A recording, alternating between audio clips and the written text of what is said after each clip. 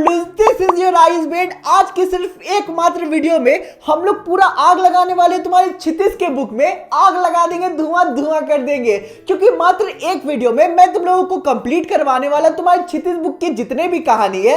इससे ये होगा कि तुम लोगों को कहानी को सर्च करके देखने की जरूरत नहीं है, टाइम बचेगा और तुम लोगों का जो भी क्वेश्चन पूछे जाएंगे मात्र इसी वीडियो से पूछे जाएंगे। क्योंकि सारी कहानी को मैंने लगभग में लाइन बाय लाइन एक्सप्लेन किया है। तो अगर तुम्हारे दरवाजे पे एग्जाम नॉक कर रही है, दस्तक दे रही है, तो ये वीडियो सबसे इंपॉर्टेंट होने वाला है, इसलिए एंड तक देख लेना। बाकी चैनल पे नए हो सब्सक्राइब कर लेना, क्योंकि बहुत मेहनत कर रहा हूं तुम लोगों के लिए। और इंस्टा पे फॉलो कर लेना और ब्लॉगिंग चैनल को भी सब्सक्राइब कर लेना। टेलीग्राम तो जरूर से ज्वाइन कर लेना, सारी कंटेंट वहीं मिलेंगे, सारी चीजों की लिंक डिस्क्रिप्शन में मिल जाएगी। तो अब आराम से चुकू बैठो और शुरू करते हमारे सबसे पहले चैप्टर से, जो कि हमारा नेताजी का चश्मा। धोते जाओ धोते जाओ धोते जाओ धोते जाओ। सबसे पहले हम लोग मिल लेते हैं इस कहानी के मेन कैरेक्टर से। वो कौन है उनसे तुम खुद मिलो। हेलो, मैं हूँ हालदार साहब। मेरा जो रोल है चैप्टर में वो थोड़ा सा लेट से आएगा, लेकिन तुम लोग मेरा इंतजार जरूर करना। हाय, मैं हूँ इस कहानी का पान वाला। मैं बहुत ही ज़्यादा खुशमिजाज व्यक्ति हूँ और सभी को बहुत प्यार से पान खिलाया करता हूँ। यार तुम लोग मुझे मत भूल जाना, मैं हूँ तुम्हारा one and only story teller भैया, जो तुम लोगों को इस कहानी के मेन प्लॉट्स को बहुत ही अच्छे से एक्सप्लेन करेगा।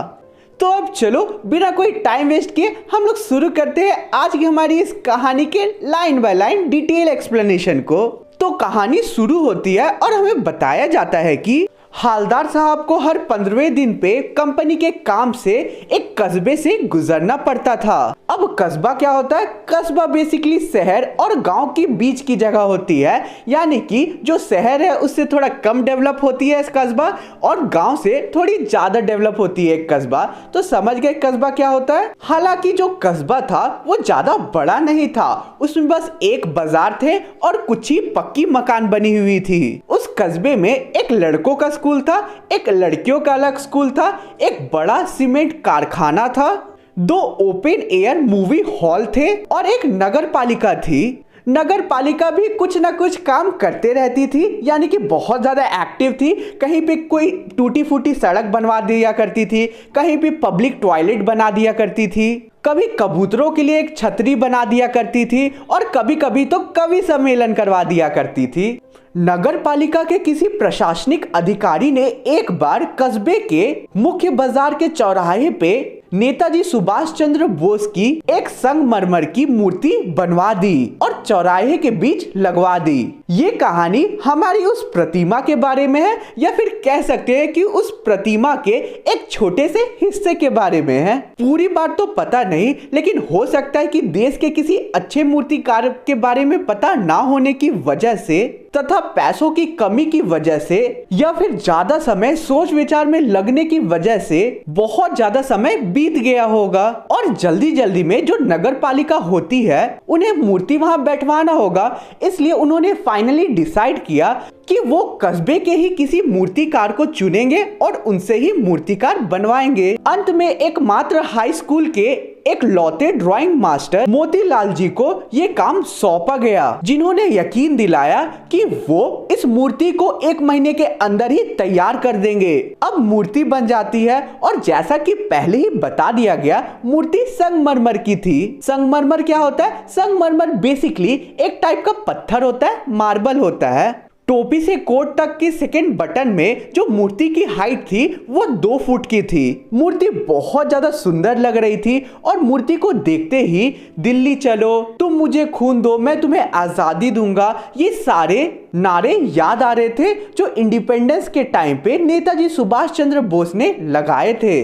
अब मूर्ति में सभी चीजें बहुत ज्यादा अच्छी थी, लेकिन एक चीज खटक रही थी, वो ये थी कि सुभाष चंद्र बोस चश्मा पहना करते थे और मूर्ति में कोई भी चश्मा नहीं था। उनकी आंखों में एक चश्मा तो पहनाया गया था, लेकिन वो संगमरमर की नहीं थी।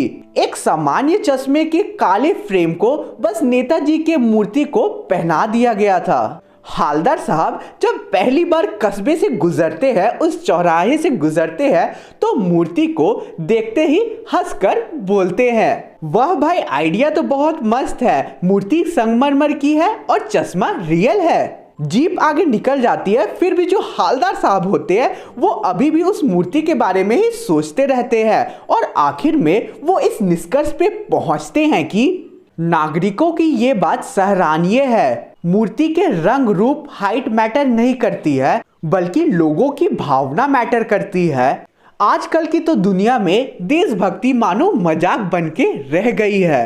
अब दूसरी बार जब हालदार साहब उस कस्बे से पार होते हैं और उस चौराहे से पार होते हैं और मूर्ति को गौर से देखते हैं तो वो नोटिस करते हैं कि जो नेताजी का चश्मा था वो इस बार चेंज हो चुका था, यानी कि इस बार दूसरा चश्मा नेताजी के मूर्ति को पहनाया हुआ था। अब हालदार साहब की जिज्ञासा और ज्यादा बढ़ जाती है। वह भाई, मूर्ति कपड़े तो चेंज नहीं कर सकता लेकिन चश्मा चेंज जरूर कर सकता है। तीसरी बार फिर से एक नया चश्मा था। हालदार साहब की आदत हो गई थी कि उस चौराहे पे जाना, एक बार पान खाने के लिए रुकना, मूर्ति को गौर से देखना। तो एक बार हालदार साहब से फाइनली कंट्रोल नहीं होती उनकी जिज्ञासा और वो पान वाले से पूछते हैं, क्यों भाई, क्या बात है, तुम्हारे नेताजी का चश्मा बार बार बदल कैसे जाता है? यार, यहाँ तक वीडियो को देख लिया होगा तो गद्दारी मत करना और चैनल को सब्सक्राइब कर देना और वीडियो को एक लाइक जरूर करना, क्योंकि तुम्हारा भाई तुम्हारे लिए बहुत मेहनत करता है।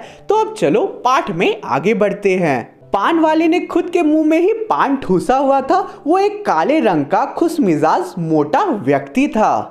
हालदार साहब की इस सवाल को सुनकर जो पान वाला होता है वो आंखों ही आंखों में हंसता है, उसकी टोन थिरकती है। वो दुकान के पीछे जो पान उसके मुंह में था वो पीछे मुड़ के थूकता है और फिर बोलता है, कैप्टन, चश्मे वाला करता है, चश्मा हमेशा वही चेंज करता है। क्या मतलब, क्यों चेंज कर देता है? हालदार साहब को अब भी कुछ समझ नहीं आता है, तो जो पान वाला होता है वो उन्हें समझाते हुए कहता है, जब भी किसी ग्राहक को मूर्ति में लगा चश्मा पसंद आ जाता है तो जो कैप्टन होता है वो उस मूर्ति से चश्मा निकालकर ग्राहक को दे देता है, यानी कि बेच देता है और फिर उस मूर्ति में नया चश्मा लगा देता है।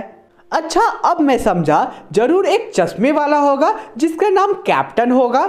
उसे नेताजी की मूर्ति बिना चश्मे की बुरी लग रही होगी, बल्कि बिना चश्मे की मूर्ति उसे आहत करती होगी कि नेताजी को बिना चश्मे के बहुत ज्यादा असुविधा हो रही होगी। इसलिए वो अपने चश्मे की दुकान से चश्मा लाकर नेताजी को पहना दिया करता होगा और बाय चांस ग्राहक को चश्मा पसंद आ जाता होगा तो वो नेताजी से माफी मांगते हुए चश्मा उनके आंखों से उतारता होगा, ग्राहक को दे देता होगा और फिर अपनी दुकान से नया चश्मा लाकर नेताजी के मूर्ति को पहना दिया करता होगा। वाह भाई, क्या आइडिया है। लेकिन भाई, एक चीज अभी भी मुझे समझ नहीं आ रही है कि आखिर नेताजी की मूर्ति की असली चश्मा कहाँ गया। दोपहर का टाइम था, उसकी दुकान पे बहुत ज्यादा भीड़ थी। पान वाला अब हंसते हुए अपने काले दांतों को दिखाते हुए बोलता है, मास्टर, चश्मे वाला बनाना भूल गया। पान वाले के लिए ये एक मजेदार बात थी, लेकिन हालदार साहब ये बात सुनते ही बहुत ज्यादा शॉक्ड हो जाते हैं। हालदार साहब अब खुद में ही सोच लेते हैं, उस बेचारे ने तो महीने दिन में ही मूर्ति बनाने का वादा कर दिया होगा और उसने बना भी लिया होगा, लेकिन लास्ट में सोच में पड़ गया होगा कि आखिर पत्थर का चश्मा वो कैसे बनाए, यानी कि संगमरमर का चश्मा वो कैसे बनाए। या फिर ये भी हो सकता है कि उसने चश्मा बना भी लिया होगा, लेकिन उसे और अच्छा बनाने में हो सकता है कि वो जो चश्मा होगा पत्थर का वो टूट गया होगा। और ये भी हो सकता है कि उसने चश्मा बनाया भी होगा, मूर्ति को पहनाया भी होगा, लेकिन कुछ दिन बाद जो चश्मा होगा वो निकल गया होगा, टूट गया होगा या गुम हो गया होगा। हालदार साहब को ये बात बहुत ही ज़्यादा इंटरेस्टिंग लगती है। हालदार साहब अब पान वाले को पैसे देते हैं फाइनली एंड फिर जीप की तरफ चलना शुरू कर देते हैं। लेकिन कुछ दूर बाद जाने के बाद वो वापस लौटते हैं और पान वाले से पूछते हैं, क्या कैप्टन चश्मे वाला नेताजी का साथी है या आजाद हिंद का भूतपूर्व सिपाही है? वो लंगड़ा फौज में क्या जाएगा, पागल है पागल। देखो वो वहां से आ रहा है, अब सारी बातें उसी से पूछ लो। हालदार साहब को पान वाले की ये बात बिल्कुल पसंद नहीं आती है। फिर वो जब मुड़कर देखते हैं तो बहुत ज्यादा शॉक्ड हो जाते हैं। एक बहुत ही कमजोर सा लंगड़ा आदमी सिर पे गांधी जी की टोपी लगाए हुए था और आंखों पे एक काले रंग का चश्मा लगाया हुआ था। उसने अपने एक हाथ पे बैग पकड़ा हुआ था और दूसरे हाथ में बांस पकड़ी हुई थी जिसमें कुछ चश्मे थे। हालदार साहब देखते हैं कि वो चश्मा वाला एक गली से निकलता है।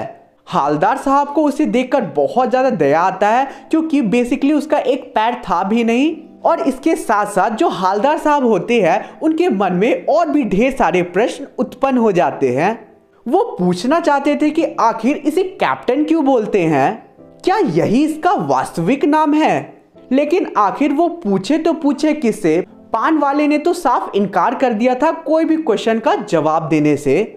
जीप में बैठा ड्राइवर भी बहुत ज़्यादा परेशान हो रहा था क्योंकि बहुत ज़्यादा समय उन्होंने वहाँ दे दिया था और काम भी बहुत ज़्यादा था, इसलिए हालदार साहब फिर से जीप में बैठते हैं एंड फिर निकल जाते हैं वहाँ से। 2 साल तक हालदार साहब ऐसे ही गुजरा करते थे वहाँ से और हर बार नया चश्मा देखते थे उस मूर्ति में। फिर वो एक दिन देखते हैं कि उस मूर्ति में कोई भी चश्मा नहीं था और उस दिन पान दुकान भी बंद थी और बाजार के बहुत सारी दुकान उस दिन बंद थे।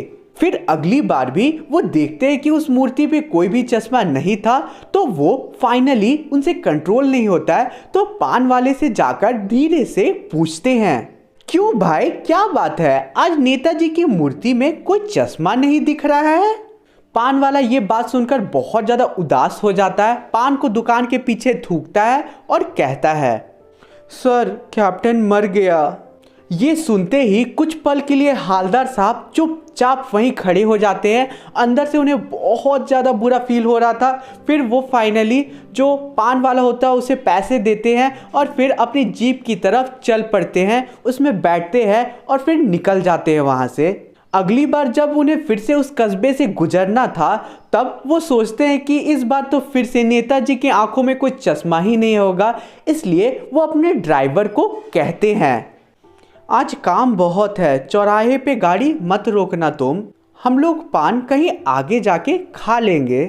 पर आदत से मजबूर उनकी जो आंखें हैं चौराहे पे पहुंचते ही मूर्ति की तरफ चली जाती है और वो वहां ऐसा कुछ देख लेते हैं कि तुरंत ही चिल्लाते हुए बोलते हैं, रुको। गाड़ी तेजी में थी और ड्राइवर अचानक जोर से ब्रेक मारता है। सभी आसपास के लोग गाड़ी की तरफ एकदम हैरानी से देखने लगते हैं। हालदार साहब तुरंत ही जीप से उतरते हैं, तेजी से मूर्ति की तरफ चल के जाते हैं और खड़े हो जाते हैं अटेंशन पोजीशन में। वो देखते हैं कि मूर्ति के आंखों में सरकंडे से बना हुआ एक चश्मा लगा हुआ था जो बच्चे बनाते हैं। हालदार साहब बहुत ज़्यादा इमोशनल हो जाते हैं, उनकी आंखें भर आती है और वो रोने भी लगते हैं। तो इसी के साथ आज की हमारी पूरी कहानी कंप्लीट होती है। धोते जाओ धोते जाओ धोते जाओ धोते जाओ। तो सबसे पहले मैं तुम लोगों को इस चैप्टर के कुछ इम्पोर्टेंट कैरेक्टर से मिलवाना चाहूंगा। वो कौन है उनसे तुम खुद मिल लो। हेलो, मैं हूँ यशपाल, इस कहानी का लेखक, एंड मैं तुम लोगों को इस कहानी में अपनी जिंदगी में हुआ एक ट्रेन का इंसिडेंस के बारे में बताऊंगा। हाय, तुम लोग मुझे इस पार्ट में नवाब साहब के नाम से जानोगे। एंड मैं तुम लोगों को एक बात बताऊं, मुझे खीरा खाना बहुत ज्यादा पसंद है। हेलो यार, मुझे मत भूल जाना, मैं हूँ तुम्हारा one and only story teller भैया, जो तुम लोगों को इस चैप्टर के प्लॉट से रूबरू करवाएगा, यानी कि बहुत ही अच्छे से समझाएगा। तो चलो चैप्टर की डिटेल एक्सप्लेनेशन को शुरू करते हैं। चैप्टर स्टार्ट होता है और हमें बताया जाता है कि जो हमारे लेखक है वो स्टेशन पे खड़े होते हैं, ट्रेन चलने ही वाला होता है और हमारे जो लेखक है वो सोच में रहते हैं कि उन्हें फर्स्ट क्लास का टिकट लेना चाहिए या सेकंड क्लास का टिकट लेना चाहिए। सेकंड क्लास का जो टिकट था वो थोड़ा कॉस्टली था एंड हमारे जो लेखक है उन्हें ज़्यादा दूर ट्रैवल भी नहीं करना था। भीड़ से बचने के लिए, एकांत में कहानी के बारे में सोचने के लिए और साथ ही में विंडो में बैठकर प्राकृतिक दृश्य देखने के लिए जो हमारे लेखक है वो फाइनली डिसाइड करते हैं कि वो सेकंड क्लास का टिकट लेंगे एंड वो फिर सेकंड क्लास का टिकट ले लेते हैं। मेरी ट्रेन छूटने ही वाली थी एंड मैं सेकंड क्लास की एक छोटी सी बोगी को खाली समझकर तुरंत ही उस बोगी में चढ़ जाता हूँ। मेरे अनुमान का उल्टा होता है, वो जो डिब्बा था ट्रेन का वो खाली नहीं था। लखनऊ के नवाबी नस्ल का एक सज्जन वहाँ पे पालती मारकर बैठा हुआ था। बेसिकली लखनऊ में अमीर लोगों को नवाब कह के पुकारा जाता है। तो अब लेखक जैसे ही ट्रेन के बोगी में अंदर घुसते हैं तो वो देखते हैं कि उनके सामने 2 खीरा रखा हुआ था, वो भी तौलिया पे। यहाँ पे नवाब साहब के पास 2 खीरा कहाँ से आ गया? सबके पास तो एक होता है। अरे यार, हम लोग टॉपिक से नहीं भटकते, चैप्टर ही में रहते हैं और आगे बढ़ते हैं। जैसे ही लेखक अंदर जाते हैं तो जो नवाब साहब था उसके आंखों में थोड़ा सा असंतोष दिखता है, यानी कि जो नवाब थे वो थोड़ा अनकंफर्टेबल हो जाते हैं लेखक को देखकर। लेखक सोचते हैं कि शायद वो खीरे जैसे अपपदार्थ चीज को खाने के शौकीन थे और आज वो पकड़े गए, इसलिए उनके आंखों में असंतोष है। नवाब साहब लेखक में कोई भी इंटरेस्ट नहीं दिखाते, इसलिए लेखक भी तुरंत ही बोगी में एंटर करते हैं। अपने आत्मसम्मान को बचाते हुए वो अपनी सीट में जाकर बैठ जाते हैं एंड अपनी नजरों को इधर उधर घुमा लेते हैं, यानी कि वो एक्ट करते हैं, ऐसा प्रिटेंड करते हैं कि उन्हें भी कोई मतलब नहीं है उस नवाब साहब से। लेखक जब भी खाली बैठा करते थे तो उनकी आदत थी कि वो कुछ ना कुछ सोचते रहते थे या कुछ समझने की कोशिश करते थे। तो इस टाइम पे भी वो यही करते हैं एंड समझने की कोशिश करते हैं, कल्पना करते हैं कि आखिर जो नवाब साहब है उनकी आंखों में असंतोष क्यों है उन्हें देखकर। ये हो सकता है कि नवाब साहब ने 2nd क्लास का टिकट अकेले ट्रैवल करने के लिए ही खरीदा हो और गवारा ना हो कि शहर का एक सफेद पोश इंसान उन्हें ट्रैवल करते हुए अब देखे। अकेले ट्रैवल करने के लिए ही उन्होंने खीरा को खरीदा होगा और अब मेरे सामने खीरा खाने में उन्हें शर्म आ रहा होगा। मैं तिरछी नजर से नवाब साहब को देख रहा था।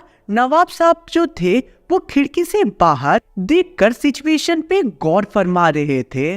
ओ अदाबर्ज जनाब, क्या आप खीरे का शौक फरमाएंगे? यहाँ बेसिकली नवाब साहब लेखक को खीरा ऑफर कर रहे खाने के लिए। या ट्रेन में खीरा कौन ऑफर करता है? तुम लोग ये चीज कभी मत करना। लेकिन एक चीज जो तुम लोग अभी तुरंत कर सकते हो वो चैनल को सब्सक्राइब करना एंड मुझे इंस्टा पे फॉलो कर लेना। लिंक डिस्क्रिप्शन में गिवन है इंस्टा का। अब आगे क्या होता है कि इतना ज्यादा परिवर्तन नवाब साहब में देखकर लेखक को बिल्कुल भी अच्छा नहीं लगता है। लेखक ने भाप लिया कि शराफत का गुमान पहने रखने के लिए उन्होंने ऐसा पूछा, इसलिए हमारे जो लेखक है वो तुरंत ही रिप्लाई देते हैं, शुक्रिया, किबला शौक फरमाइए, आप खाइए। नवाब साहब अब फिर से एक पल के लिए खिड़की से बाहर देखते हैं, फिर तुरंत ही वो खीरे के नीचे तौलिया को तुरंत ही वहां से हटा देते हैं, उसे झाड़ देते हैं एंड फिर खीरा को उठाते हैं एंड फिर नीचे रखा लोटा, अपने सीट के नीचे रखा लोटा उठाते हैं एंड फिर खीरे को खिड़की से बाहर बहुत ही अच्छे से धो लेते हैं एंड फिर अपनी पॉकेट से चाकू निकालते हैं। चाकू निकालकर खीरे के सर को अच्छे से काट लेते हैं, दोनों पार्ट्स को, एंड फिर स्लाइसेस में खीरा को काट लेते हैं, उसे छील लेते हैं एंड फिर तौलिया में अच्छे से सजा देते हैं उस खीरे को। नवाब साहब अब बहुत ही सलीके से खीरे के स्लाइसेस यानी कि खीरे के फाकों पे नमक, मिर्च और जीरा का पाउडर छिड़क देते हैं। उनके रिएक्शन यानी कि नवाब साहब को देखकर ये साफ साफ पता चल रहा था कि खीरे के स्लाइसेस को देखकर उनके मुंह में पानी आ रहा था। लेखक अब मन में ही सोचते हैं, मियां रईस तो बहुत बनते हैं और लोगों की नजरों से बचने की भी बहुत कोशिश करते हैं, लेकिन आखिर अपनी असलियत पे उतर ही आए। नवाब साहब फिर से हमारी ओर देखकर बोलते हैं, वल्ला शौक तो फरमाइए, लखनऊ का बालम खीरा है ये। नमक मिर्च छिड़के हुए खीरे के स्लाइसेस को देखकर मुंह में पानी तो जरूर आ रहा था, लेकिन अब मना कर चुके थे नवाब साहब को और इसलिए अपने आत्मसम्मान के लिए हमने सोचा कि मना करना ही ठीक होगा। अब लेखक नवाब साहब को जवाब देते हैं, शुक्रिया, इस वक्त बिल्कुल भी तलब महसूस नहीं हो रही है, पेट भी थोड़ा कमजोर है, आप शौक फरमाइए। तो अब तुम लोगों को क्या लगता है कि आगे इस पॉइंट ऑफ टाइम में नवाब साहब खीरे के साथ क्या करेंगे? उसे खा जाएंगे? कमेंट करके जरूर बताना एंड चीटिंग मत करना कि वीडियो को आगे देख लिया फिर पीछे आया एंड देन कमेंट करके बताया, ठीक है? अपना अनुमान बताना। एंड हाँ, चैनल पे नए हो के दिन सब्सक्राइब कर देना यार, क्योंकि हम लोगों को जल्दी से जल्दी 50 की एक फैमिली क्रॉस करना है। तभी ना हम लोग YouTube पे तहलका मचा सकते हैं, ठीक है। तो अब एक बहुत ही अनएक्सपेक्टेड चीज होती है स्टोरी में। होता क्या है वो सुनो तुम लोग। नवाब साहब बहुत ही प्यार से उस नमक मिर्च के संयोग से बना हुआ खीरे के स्लाइसेस को देखते हैं।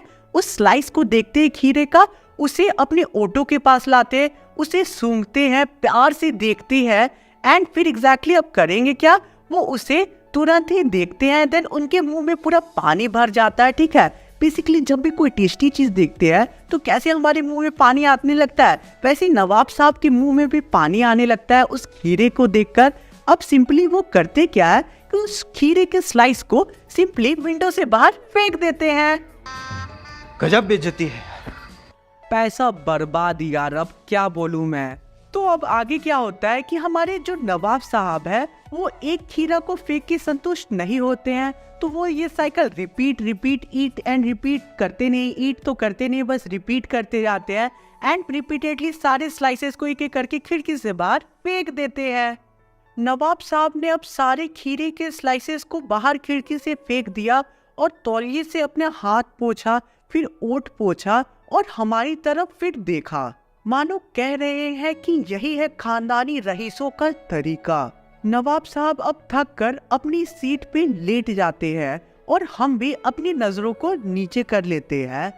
नवाब साहब अब बिना खाए एक जोरदार ढकार मारते हैं एंड फिर लेखक को बोलते हैं, खीरा लजीज तो बहुत होता है लेकिन डाइजेस्ट करने में थोड़ा दिक्कत हो जाता है और पेट पे बोझ डाल देता है। अब तुरंत ही हमारे लेखक को एक आइडिया आता है एंड वो अपने नए कहानी के लेखक को ढूंढ लेते हैं और जो स्टोरी है, जो हमारा पार्ट है, उसे खत्म करते हुए बोलते हैं, जब खीरे की सुगंध और स्वाद की कल्पना मात्र से ही पेट भर जाता है और ढकार आ सकता है, तो बिना विचार, घटना और पात्र के लेखक के मात्र इच्छा से नई कहानी क्यों नहीं बन सकती है। इसी के साथ आज का हमारा पूरा पार्ट कंप्लीट होता है। होप सो तुम लोगों को पूरा पार्ट क्लियर आउट हुआ होगा।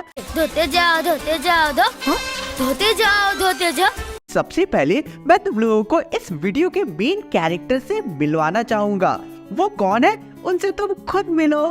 हाय, मैं हूँ मन्नू भंडारी, इस पार्ट की लेखिका, और पार्ट में मैं तुम लोगों को अपनी जिंदगी की कहानी के बारे में बताऊंगी।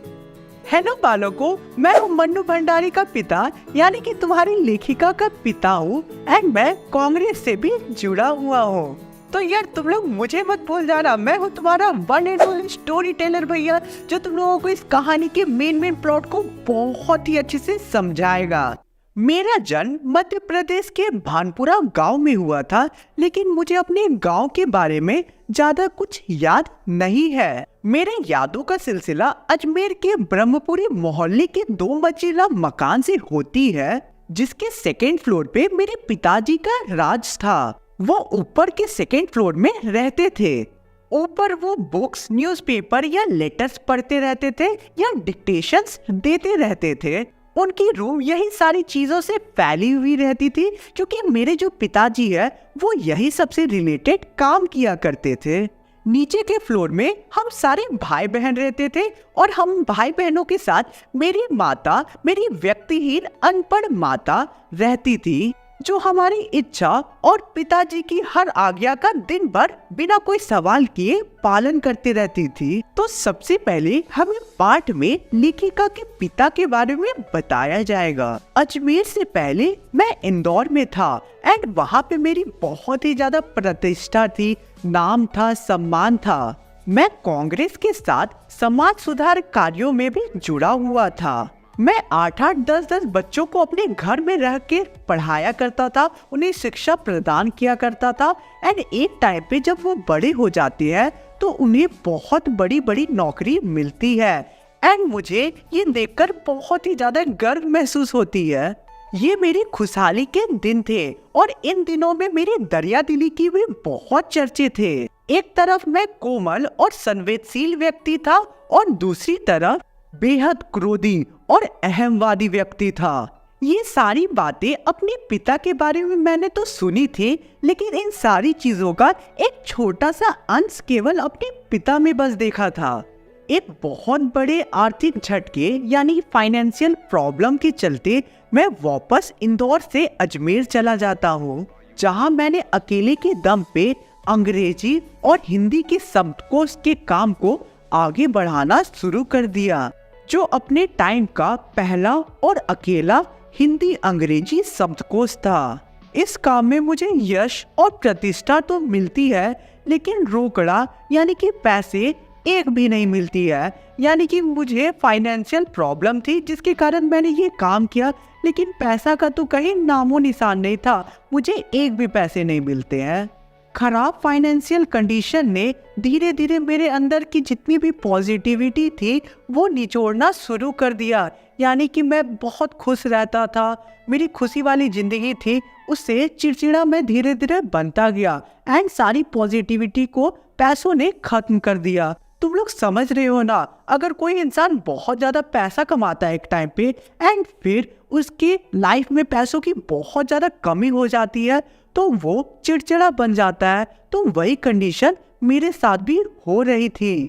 जब मेरे घर में पैसों की दिक्कत आती है, फाइनेंशियल क्राइसिस आती है, तब ये बात मैं अपने बच्चों को, बीवी को, किसी को नहीं बताता हूँ, क्योंकि मेरा सेल्फ ईगो मेरे लिए सबसे बड़ा है। मैं उन्हें जो भी चीज़ वो खरीदता था उसके लिए मना नहीं करता था, लेकिन अंदर की बात तो मुझे ही पता था कि मेरे पास एक भी पैसे नहीं थे। इन रीजंस के कारण मुझे अंदर से बहुत गुस्सा आता था एंड मैं अपने फैमिली वालों पे, अपने बीवी पे, बच्चों पे गुस्सा भी किया करता था। लेखिका की माँ हमेशा उनके गुस्से से डरती रहती थी एंड जो लेखिका के पिता थे उनके अपनों ने ही उन्हें बहुत बड़ा धोखा दिया था बिजनेस में, जिसके कारण वो हमेशा गुस्से में रहते थे एंड सभी पे शक किया करते थे। एंड उस धोखे के बाद सारी चीजें उनकी फैमिली वालों को ही झेलनी पड़ रही थी। यानी कि जो लेखिका के पिता की जो शकियन मिजाज था वो उनकी फैमिली को ही उसके बाद से झेलनी पड़ रही थी, क्योंकि बात बात पे वो अपनी फैमिली वालों पे शक करने लगे थे। मैं तुम सभी को अपने पिता की तारीफ के लिए ये कहानी नहीं सुना रही हूँ, बल्कि मैं ये देखना चाहती हूँ कि उनकी व्यक्तित्व का कौन सा अच्छा गुण मेरे अंदर आया है और कौन सा खराब गुण मेरे अंदर आया है। अब आगे के पार्ट में हम सभी को लेखिका के बारे में बताया गया है। मैं काली हूँ और बचपन में मैं बहुत ही ज्यादा पतली थी। मेरे से 2 साल बड़ी बहन सुशीला वो हंसमुख चेहरे की थी एंड वो बहुत ही ज्यादा गोरी थी एंड पिताजी की कमजोरी थी गोरापन। इसलिए जो पिताजी है वो बात बात में मेरा और मेरी बहन सुशीला का कंपैरिजन किया करते थे। इस भेदभाव ने मेरे अंदर ऐसे हीन भाव का जन्म दिया जिसे आज भी मैं इतने नाम, सम्मान और प्रतिष्ठा के बाद भी भूल नहीं पाई हूँ। आज भी अगर कोई मेरी तारीफ करता है तो मुझे बहुत ज़्यादा शर्म आती है एंड पिताजी की उस व्यवहार के चलते मुझे आज भी लगता है कि आज भी मैंने कोई अचीवमेंट की है तो वो एक तुक्के से आई है। होश संभालने के बाद मेरे और पिताजी के बीच किसी ना किसी बात को लेकर हमेशा से टकरार होती आई है। वो तो ना जाने कितने रूपों में मेरे अंदर ही समाये हुए हैं। यानी कि मैंने उनकी बहुत सारी आदतें ले ली है। पुरानी परंपरा और पीढ़ियों की बातें जो पुराने जमाने से चली आ रही है वो आज भी हमारे अंदर जड़ फैलाई बैठी हुई है। समय जितना भी बीत जाए, हमारे पहनने का ढंग, ओढ़ने का ढंग, खाने का ढंग, पीने का ढंग, सारी चीजें कितनी भी बदल जाए, लेकिन हम हमेशा अपने रीति रिवाजों से कनेक्टेड रहते हैं और उससे कभी भी मुक्त नहीं हो सकते हैं। अब आगे के पार्ट में हम सभी को लेखिका के माता के बारे में बताया जाएगा। लेखिका के पिता के ठीक विपरीत थी उनकी बेपढ़ी लिखी माता। उनमें बहुत ही ज्यादा धैर्य और सहन शक्ति थी। वो लेखिका के पिता की हर ज्यादती को सहती थी, यानी कि वो जो भी बोलते थे वो हर बात वो माना करती थी एंड अपने बच्चों के हर उचित एंड अनुचित मांगों को भी वो धैर्य से पूरा करती थी। ये सारी चीजों को वो अपना एक फर्ज समझ के बहुत ही सहज तरीके से पूरा किया करती थी। उन्होंने जिंदगी भर ना ही कुछ मांगा ना ही कुछ चाहा, केवल दिया ही दिया, यानी कि वो हमेशा अपने बच्चों, अपने पति, इन सारी चीज़ों में ही उलझी रह गई, अपने लिए कभी टाइम नहीं निकाला। एंड वो बहुत ही अच्छी एक औरत थी, यानी कि बहुत ही अच्छी एक वाइफ थी एंड माता थी। उन्होंने जिंदगी भर अपने लिए कुछ भी नहीं मांगा और ना ही कुछ चाहा, उन्होंने केवल दिया ही दिया। यानी कि होती है ना एक तरह की माँ कि बस अपने बच्चों और पति के लिए समर्पित है, वैसे ही ठीक लेखिका की माता थी। सारे भाइयों और बहनों का लगाव उनकी माँ से ही था, लेकिन उनका ये त्याग कभी भी लेखिका के लिए एक आदर्श नहीं बन पाया। भाई बहनों में मैं सबसे ज्यादा छोटी थी और उस टाइम मेरी एज अप्रोक्स 7 साल की थी।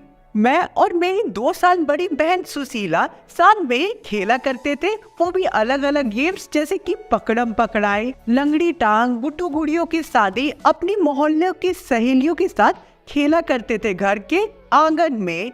मैं अपने भाइयों के साथ भी खेला करती थी, लेकिन वो मेनली घर से बाहर जाकर खेला करते थे और हम बहनों का जो मर्यादा थी, जो सीमा थी, वो घर तक ही थी। हमें घर से बाहर निकलने की इजाज़त नहीं मिलती थी।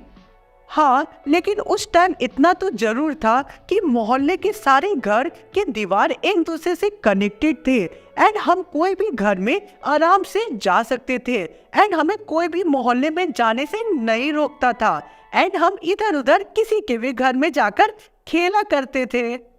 मोहल्ले के कुछ घर तो परिवार के ही हिस्से थे। लेखिका आगे बोलती है कि आज के जो युग के लोग हैं जो फ्लैट में रहते हैं वो पड़ोसी कल्चर से बहुत दूर हो चुके हैं। इसके कारण लोग असुरक्षित और असहाय बन गए हैं। लेखिका के स्टार्टिंग के 1 दर्जन कहानियों के जो कैरेक्टर्स थे वो उनके मोहल्ले से ही थे, जहां लेखिका ने अपने एडोलेसेंस की एज को काट कर अपने अडल्टहुड की चाइल्ड में एंटर किया था। इतने समय बाद भी मुझे मेरे मोहल्ले के सारे लोगों के भाव, भाषा और सभी कुछ याद थे एंड आराम से वो मेरे राइटिंग्स में उतर आते थे, यानी कि मुझे ज़्यादा एफर्ट भी नहीं लगाना पड़ता था उन्हें याद करने के लिए एंड मैं उन्हें इजीली अपने लेखन में, अपने राइटिंग्स में उतार लिया करती थी। मेरा एक उपन्यास था महाभोज, जिसमें मुझे अचानक ही दास साहब की याद आ जाती है एंड ये चीज़ मेरे लिए बहुत ही ज़्यादा शॉकिंग थी, क्योंकि बहुत दिनों से मैंने दास साहब से बात नहीं की थी, मिला नहीं था एंड वो मेरे मोहल्ले में ही रहते थे एंड अचानक ही मुझे याद आता है कि दास साहब नाम का भी एक कैरेक्टर था मेरे मोहल्ले में, तो मुझे बहुत ही ज़्यादा आश्चर्य होती है।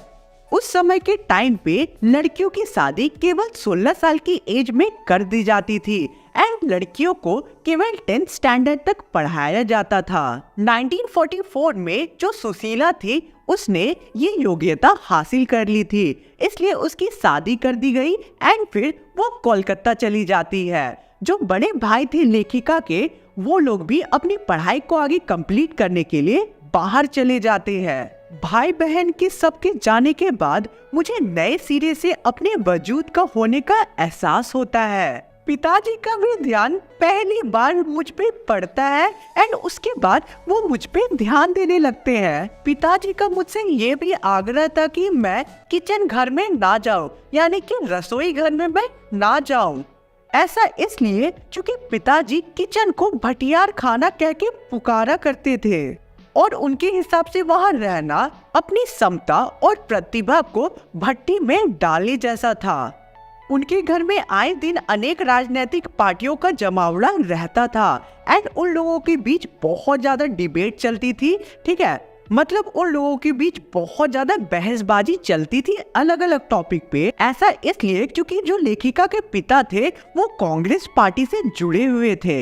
बहस करना लेखिका के पिता का फेवरेट काम था एंड जब भी लेखिका उन लोगों को चाय देने जाती थी उनकी बहस के बीच, तो उनके पिता उसे यानी कि लेखिका को वहीं बैठा दिया करते थे एंड वो चाहते थे कि वो भी डिबेट को सुने एंड देश के बारे में अलग अलग चीजों को जाने। उस टाइम देश में, भारत में बहुत कुछ हो रहा था। 1942 के आंदोलन के बाद सारा देश का जो खून था वो खौल रहा था। देखो यार, उस समय ब्रिटिशर्स का राज था इंडिया में और फ्रीडम स्ट्रगल चल रहा था पूरे भारत में। एंड ये जो कहानी है हमें उस समय की ही बताई जा रही है। अलग अलग पार्टियों के बीच की जो बहस होती थी वो मुझे बिल्कुल भी समझ नहीं आया करती थी, लेकिन हाँ, क्रांतिकारी और देशभक्त जो शहीद हुए थे वो मुझे आकर्षित करते थे। एंड ये सारी चीजों को देखकर मेरे अंदर ब्रिटिशर्स के लिए बहुत ही ज्यादा गुस्सा, नफरत और मेरा खून खौलने लगा था ये सारी अन्याय को देखकर। 10th क्लास तक मैं ऐसे ही घर पे होने वाली बहसों को सुना करती थी ध्यान से, लेकिन मुझे कुछ भी समझ नहीं आया करता था।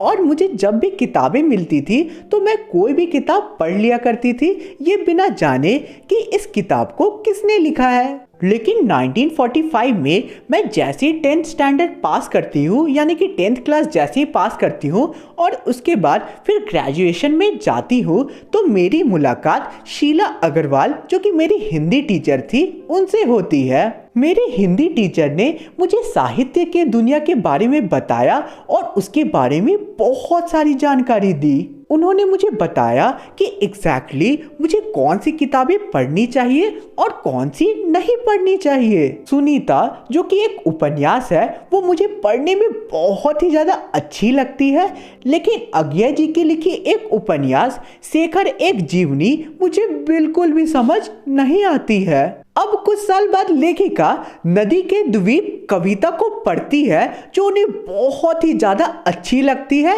एंड फिर वो डिसाइड करती है कि वो दोबारा शेखर के जीवनी उपन्यास को पढ़ेगी।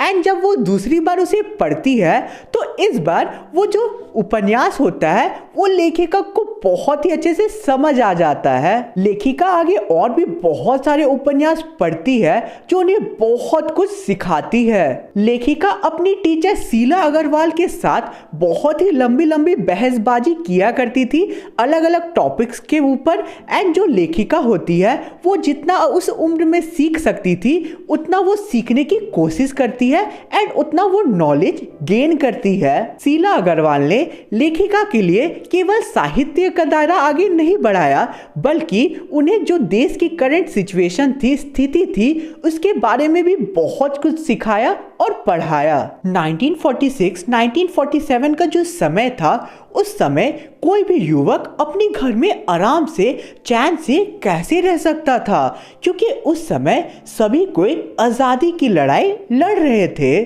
जुलूस, हड़ताल और भाषणबाजी हर शहर में चल रही थी और शीला मैम की जो बातें थी, जो भाषण थी, वो सुनकर मेरे अंदर की भी खून बहुत ही ज्यादा उबल रही थी और खून लावा में बदल रही थी, क्योंकि मैं भी एक युवा थी। लेकिन एक बवंडर तो घर के बाहर यानी कि देश में चल रहा था और दूसरा बवंडर मेरे घर में चल रहा था, क्योंकि पिताजी को लड़कियों का चार दीवारी से बाहर निकलकर आंदोलन करना, वो भी लड़कों के साथ, बिल्कुल भी गवारा नहीं था। मैं पिताजी की बात बिल्कुल भी नहीं सुनती थी और देश की आजादी के लिए घर से बाहर निकलकर नारे लगाया करती थी। मेरी टक्कर पिताजी से तब तक चलती रही जब तक मेरी शादी राजेंद्र से नहीं हो जाती है। लेखिका के पिता का यह सिद्धांत था कि किसी भी व्यक्ति को खास बनकर अपने जीवन को व्यतीत करना चाहिए। उसका समाज में मान, सम्मान और प्रतिष्ठा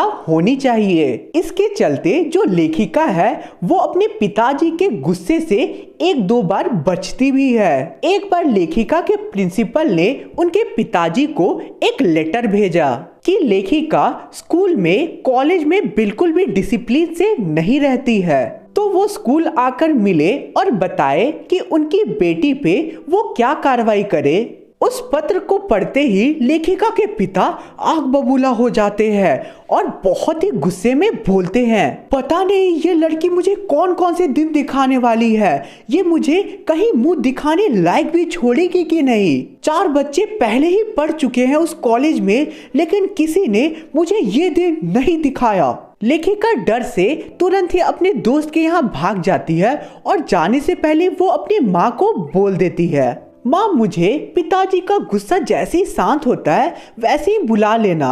लेखिका के पिता जब प्रिंसिपल से मिलके आते हैं लौटते हैं तो वो बिल्कुल भी नाराज नहीं होते या फिर गुस्सा नहीं होते हैं, उसका उल्टा वो बहुत ही ज्यादा खुश होते हैं। लेखिका की माँ तुरंत ही लेखिका को उसके दोस्त के घर से बुला लेती है और जब वो अपने दोस्त के घर से आती है तो लेखिका के पिताजी उसे बोलते हैं, सारा कॉलेज पे तुम्हारा इतना ज्यादा रौब है, मुझे तो पता ही नहीं था। तुम 3 लड़कियों की वजह से पूरा कॉलेज चल रहा है। प्रिंसिपल तुमसे बहुत ज्यादा परेशान थी और वो बार बार आग्रह कर रही थी मेरे से कि मैं तुम्हें घर पे ही बैठा लूं। तुम्हारे एक आवाज पे सारे स्टूडेंट क्लासरूम से बाहर निकलकर नारा लगाना शुरू कर देते हैं, जिसके कारण जो स्कूल है कॉलेज है उनमें क्लासेस नहीं चल पाती है क्योंकि कोई बच्चे होते ही नहीं है क्लासेस अटेंड करने के लिए। इसलिए उन्हें कॉलेज चलाने में बहुत ज़्यादा दिक्कत हो रही है। लेकिन ये बात सुनकर मुझे बहुत ज़्यादा गर्व महसूस हो रहा है कि तुम्हारे एक इशारों पे इतने सारे स्टूडेंट्स तैयार रहते हैं काम करने के लिए। लेखिका के पिता इस बात से बहुत ज़्यादा खुश थे कि उनकी बेटी की एक आवाज़ पे सारे स्टूडेंट्स अपनी पढ़ाइयों को छोड़कर कॉलेज से बाहर आ जाते थे एंड नारा लगाने लगते थे। लेखिका के पिता तो कॉलेज में ये भी बोलकर आ गए कि ये पूरी देश की पुकार है, इसे भला कौन रोक सकता है। बेहद गदगद स्वर में मेरे पिताजी ने मेरी बहुत तारीफ की और जो बातें वो बोलते जा रहे थे वो मैं बहुत ही अच्छे से सुनती जा रही थी। मुझे अपनी आंखों और कानों पे बिल्कुल भरोसा नहीं हो रहा था कि मेरे पिताजी मेरी तारीफ कर रहे हैं, पर ये हकीकत था।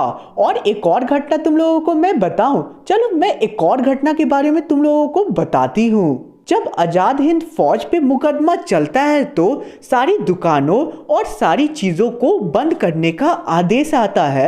जो हड़ताल नहीं कर रहे थे और जिनकी दुकानें खुला थी वो लोगों की जो दुकान होती है वो छात्रों के एक समूह जाकर शाम में सारी दुकानों को बंद करवा रही थी। और सारी दुकानों के बंद होने के बाद जब बहुत ज़्यादा लोग इकट्ठा हो जाते हैं तो चौराहे पे, अजमेर के चौराहे पे जमकर भाषणबाजी चलती है और मैं भी बहुत सारे भाषण देती हूँ वहाँ पे। अब होता क्या है कि लेखिका के पिताजी के एक पुराने ख्यालात वाले मित्र लेखिका को हड़ताल करते हुए सड़क पर देख लेते हैं और भाषणबाजी करते हुए भी सड़क पर देख लेते हैं। तो वो तुरंत ही लेखिका के पिताजी के पास जाते हैं, यानी कि अपने दोस्त के पास जाते हैं और लेखिका के बारे में चुगली कर देते हैं और बोलते हैं, उस मन्नू की तो मत मारी गई है भंडारी जी, लेकिन आपको क्या हो गया है? ठीक है आपने लड़की को आज़ादी तो दी है, लेकिन देखो तो कि ये जो लड़की है वो कितने बेकार बेकार लड़कों के साथ मिलकर हड़ताल कर रही है और दुकानों को बंद करवा रही है। आपकी घर की और मेरी घर की लड़कियों को ये सब करना शोभा देता है क्या? आप ही बताइए मुझे। कोई मान मर्यादा इज्जत का ख्याल आपको अब रह गया है क्या? आप तुरंत ही मन्नू को घर में बैठाइए। आने दो उस मन्नू को आज घर, अच्छे से सबक सिखाऊंगा।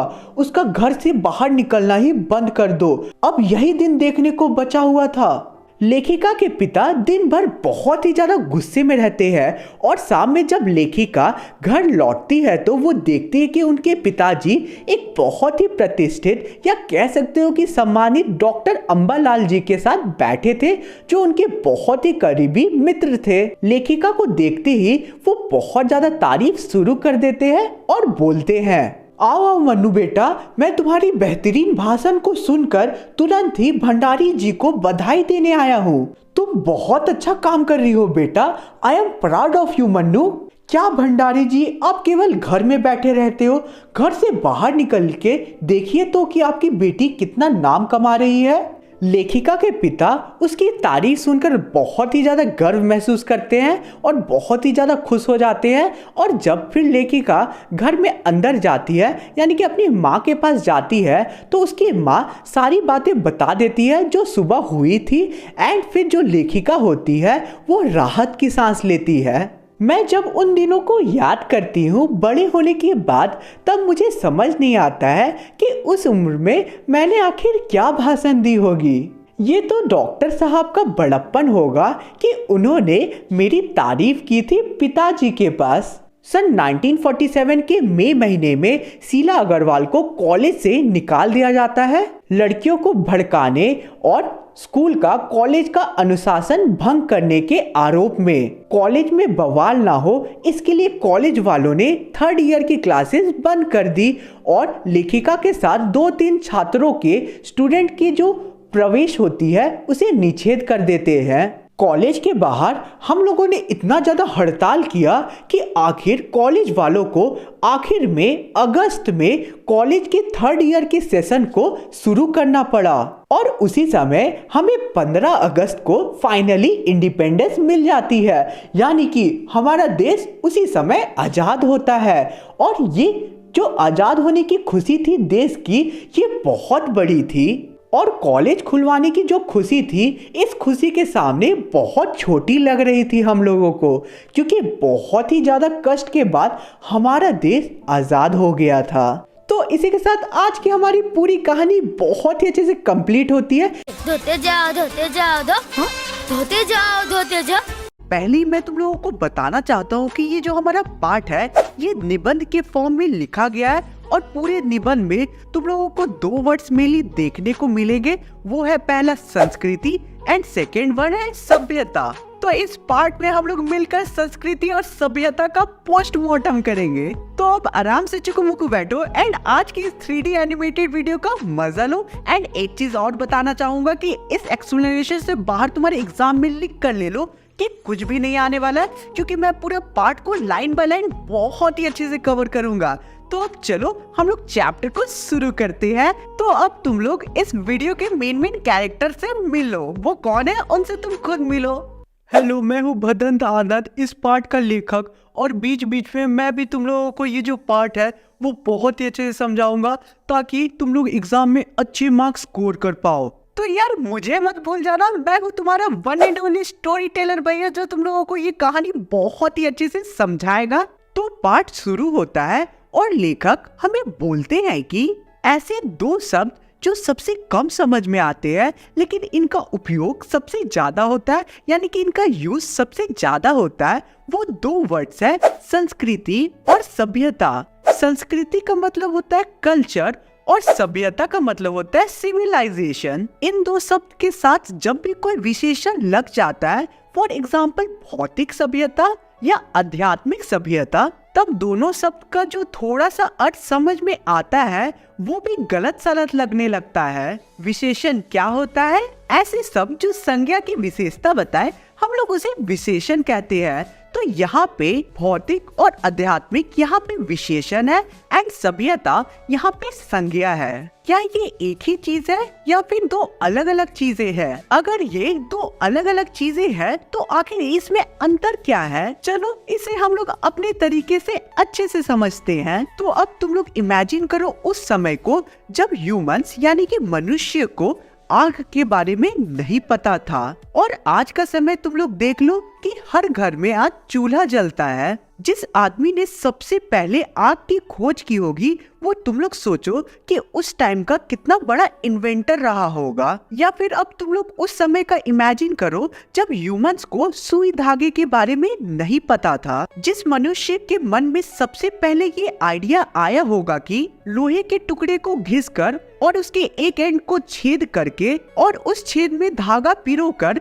2 कपड़े के अलग अलग पार्ट्स को जोड़ा जा सकता है, वो कितना बड़ा आविष्कार रहा होगा। इन 2 एग्जाम्पल पे आप लोग विचार कीजिए। पहले उदाहरण में एक चीज है किसी व्यक्ति की कोई भी चीज की डिस्कवरी कर सकने की योग्यता, तथा दूसरी चीज है आग की डिस्कवरी। ऐसे ही दूसरी सुई धागे के उदाहरण में पहली चीज है कि सुई धागे की आविष्कार कर सकने की कैपेबिलिटी यानी कि योग्यता, और दूसरी चीज है सुई धागे का आविष्कार। जिस शक्ति, प्रवृत्ति या प्रेरणा के बल पे सुई धागे और आग की डिस्कवरी हुई या इन्वेंशन हुआ वो है व्यक्ति विशेष की संस्कृति, और उस संस्कृति से जो आविष्कार हुआ, जिस चीज की खोज स्वयं उसने अपने लिए तो किया था लेकिन बाद में वो फ्यूचर जनरेशन के लिए छोड़ के जाता है, उसे हम सभ्यता बोलते हैं। जिस इंसान में पहली चीज जितनी ज्यादा परिष्कृत मात्रा में होगी तो वो इंसान उतना ही परिष्कृत आविष्कर्ता बनेगा। परिष्कृत का क्या मतलब होता है? उसका मतलब होता है शुद्ध। तो अगर कोई इंसान कुछ इन्वेंट कर रहा है तो वो अपने इन्वेंशन को कोई शुद्ध यानी कि कोई अच्छे काम के लिए यूज करेगा, तो वो इन्वेंटर यानी कि वो व्यक्ति शुद्ध यानी कि एक अच्छा आविष्कर्ता होगा। एक संस्कृत व्यक्ति अगर बहुत ही परिश्रम से किसी चीज की खोज करता है तो उसकी संतान यानी कि फ्यूचर जनरेशन को वो चीज बिना प्रयास या मेहनत के पूर्वजों से मिल जाती है। फॉर एग्जाम्पल, बहुत टाइम पहले तुम लोगों को पता ही है कि बल्ब का इन्वेंशन हुआ था, तो तुम लोग सोचो कि बहुत टाइम पहले जो बल्ब का आविष्कार हुआ होगा वो कितनी ज्यादा मेहनत से हुआ होगा। एंड आज हम लोग फ्री में यानी कि बिना कोई मेहनत के यूज कर रहे हैं बल्ब को एंड उसका उपयोग कर रहे हैं अलग अलग फील्ड में। तो एग्जैक्टली यही चीज यहाँ पे समझाया गया है। जिस इंसान ने अपनी बुद्धि या विवेक या कह सकते हो कि ज्ञान की हेल्प से कुछ डिस्कवरी की, कुछ इन्वेंशन किया, वही इंसान, वही व्यक्ति एक संस्कृत व्यक्ति कहलाएगा। और उसकी संतान यानी कि फ्यूचर जनरेशन को वो पर्टिकुलर इन्वेंशन फ्री में यानी कि विरासत में मिल जाती है। तो जो फ्यूचर जनरेशन होगी वो सब ये तो होंगे लेकिन संस्कृत बिल्कुल भी नहीं कहला सकते हैं। वो सब ये तो होंगे लेकिन एक संस्कृत व्यक्ति वो नहीं कहलाएंगे। यानी कि कह सकते हो कि हम लोग एक संस्कृत व्यक्ति नहीं है, क्योंकि अपनी फ्यूचर जनरेशन की यानी कि अपने दादा परदादे या फिर उससे भी पहले की जो इन्वेंशंस है उसे यूज कर रहे हैं हम लोग। तो हम लोग एक सभ्य आदमी तो है लेकिन एक संस्कृत व्यक्ति नहीं है हम लोग। अब लेखक से तुम लोग इसका एक आधुनिक उदाहरण सुनो।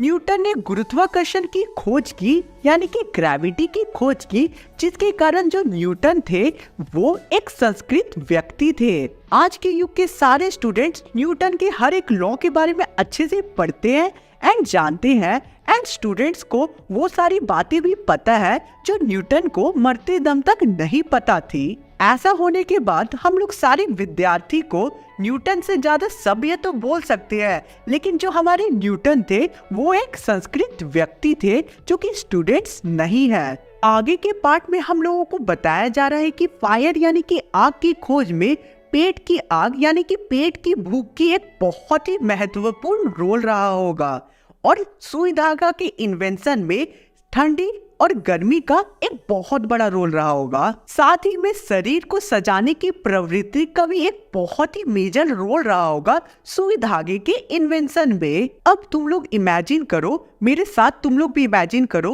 उस आदमी के बारे में जिसका पेट भरा हुआ है, जिसका पूरा बॉडी ढका हुआ है, यानी कि बेसिकली वो नंगू पंगू नहीं है, ठीक है, उसे ठंड नहीं लग रही है, उसकी सारी जो नीड्स है वो फुलफिल्ड है, ठीक है। बेसिकली ऐसे आदमी के बारे में सोचो जो खुले आसमान के नीचे सोया हुआ है एंड तारों को देख रहा है, आसमान को देख रहा है एंड तारे टिमटिमा रहे हैं। तो ये जो व्यक्ति होगा, ये जो मनुष्य होगा वो चैन से नहीं सोएगा। उसके लिए ये चीज बहुत ही ज्यादा एक्स्ट्राऑर्डिनरी होगी एंड अंदर से उसे बहुत ही ज्यादा एक्साइटेड करती होगी कि आखिर मोती से भरी हुई ये ऊपर थाली आखिर क्या है। बेसिकली कोई भी ह्यूमन का नेचर होता है कि ह्यूमंस चीजों को जानने में बहुत ही ज्यादा इंटरेस्टेड होते हैं।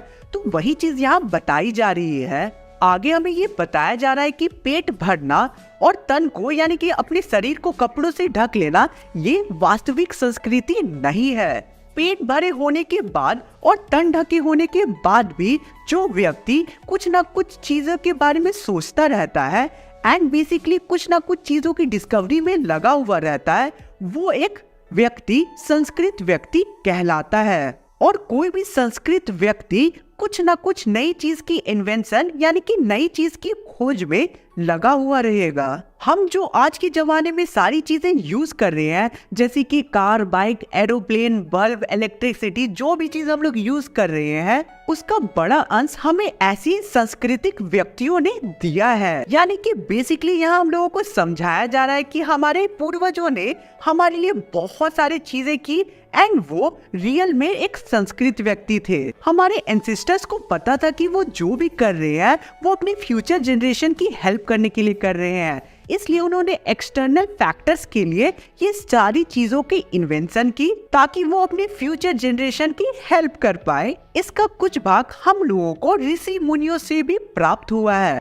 और उन्होंने कोई भी एक्सटर्नल फैक्टर के चलते ये चीजें प्राप्त नहीं की है, बल्कि उनके अपने अंदर के सहज संस्कृति के चलते उन्होंने ये सारी चीजें प्राप्त की है। बेसिकली जो ऋषि मुनि रहते थे वो फोकस्ड इंसान रहते थे एंड उन्होंने कोई भी चीजों की डिस्कवरी की तो वो अपने फ्यूचर जनरेशन के चलते की सोच के नहीं की, ठीक है। उन्होंने बेसिकली आगे के बारे में सोचकर नहीं किया कुछ भी। बेसिकली उनके अंदर एक संस्कृति थी, एक शांति थी, इसलिए उन्होंने अलग अलग चीजों की इन्वेंशन की। रात के तारों को देखकर ना सो पाने वाले मनीषी मतलब ज्ञानी ही हमारे आधुनिक ज्ञान का एक ऐसा पुरुष करता है। भौतिक प्रेरणा और ज्ञानपेक्षा यानी कि ज्ञान की इच्छा, क्या ये दो चीजें ही मानव संस्कृति के जन्मदाता है? नहीं, बिल्कुल भी नहीं। दूसरों को खाना खिलाने के लिए जो मनुष्य अपने मुंह के निवाले का त्याग कर देता है, आखिर उसे ये बात क्यों और कैसे सूझती है? बीमार बच्चे को उसकी माँ रात भर गोद में लेकर बैठती है तो आखिर माँ ऐसा क्यों करती है? सुना है रशिया के भाग्य विधाता लेनिन, जिसके डेस्क में हमेशा 2 रोटी रखी हुई होती थी, तो वो उस डबल रोटी को खुद ना खाकर अगले को यानी कि गरीबों को खिला दिया करता था। तो आखिर वो ऐसा क्यों करता था? संसार के मजदूर को सुखी देखने का सपना देखने वाले कार्ल मार्क्स ने अपना पूरा जीवन दुख में बिता दिया। और इन सब से बढ़कर आज नहीं 2500 साल पहले गौतम बुद्धा ने अपने राज्य को छोड़ दिया ताकि वो इस संसार के दुखों के बारे में जान पाए एंड मनुष्य को यानी कि जो भी इंसान है उसे सही रास्ता दिखा पाए। तो इन सारे एग्जाम्पल में जो लोग दूसरों की भलाई के लिए काम कर रहे हैं, तो ये सारे लोग एक संस्कृत व्यक्ति हैं। अब आगे लेखक बोलते हैं, हमारी समझ में तो मानव संस्कृति की जो योग्यता आग सुई धागे की इन्वेंशन यानी कि आविष्कार कराती है वो भी संस्कृति है। जो योग्यता तारों के बारे में अलग अलग जानकारी या इंफॉर्मेशन इकट्ठा करवाती है, उपलब्ध करवाती है, वो भी मेरे नजर में एक संस्कृति है। और वो योग्यता जो किसी महामानव से सब कुछ त्याग करवाती है वो भी एक संस्कृति है। अब इतनी सारी बातें संस्कृति के बारे में जानकर हम लोग ये जानते हैं कि सभ्यता क्या होता है। आखिर सभ्यता संस्कृति का परिणाम है। हमारे खाने पीने का ढंग, ओढ़ने पहनने का ढंग, लड़ने काटने का ढंग, नाचने गाने का ढंग, ये सारी चीजें सभ्यता के अंदर आती है। अब लेखक एक बहुत ही बड़ा प्रश्न तुम लोगों से एंड सभी से पूछेंगे जो तुम लोग खुद लेखक के मुंह से सुनो। मनुष्य की योग्यता ने बहुत सारी विनाशकारी चीजें भी बना ली है, जैसे कि परमाणु हथियार या कह सकते हो कि गन। तो ऐसी चीजें बनाने वाले मनुष्य एक संस्कृत व्यक्ति कहलाएंगे या असंस्कृत मनुष्य कहलाएंगे? तुम लोग मुझे कमेंट करके बताना कि आखिर वो क्या कहलाएंगे, ठीक है। जिसने हथियारों का इन्वेंशन किया, ऐसी चीज के इन्वेंशन किया जिससे पूरी मनुष्य जाति भी खत्म हो सकती है या बर्बाद हो रही है आज के टाइम पे। इन सारे साधनों के बल पर जो मनुष्य है वो रात दिन आत्मविनाश करने में लगा हुआ है। उनको हम सभ्यता समझे या असभ्यता समझे, संस्कृति का कल्याण की भावना से पूरी तरीके से नाता ही टूट जाएगा तो वो असंस्कृति बनकर ही रहेगी। और ऐसी संस्कृति का परिणाम असभ्यता के अलावा क्या हो सकता है? संस्कृति के नाम से जिस कूड़े करकट का बोध होता है वो ना तो संस्कृति है ना ही रक्षणीय वस्तु है। क्षण क्षण परिवर्तित होने वाले इस संसार में कोई भी इंसान कोई भी चीज को पकड़कर नहीं बैठ सकता है। मानव संस्कृति एक अविभाजित वस्तु है जिसे कभी भी बांटा नहीं जा सकता और उसमें जितना अंश कल्याण का है